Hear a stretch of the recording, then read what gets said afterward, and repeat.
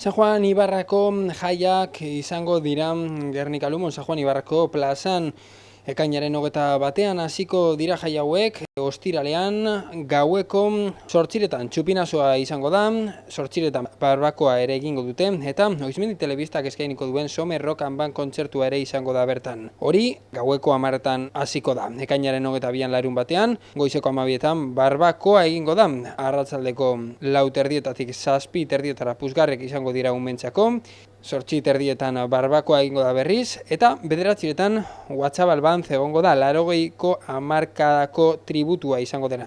Ekainaren 23an berriz, igandean eguerdiko 12etan barbakoa egingo dute berriro, ordubietan Kuintxaku dantza taldea egongo da dantza erakustaldia eskaintzen. Arratsaldeko 5:00 7:30 umentzako jolasak egongo dira, eta arratsaldeko 7:00 Elai dantza taldea egongo da.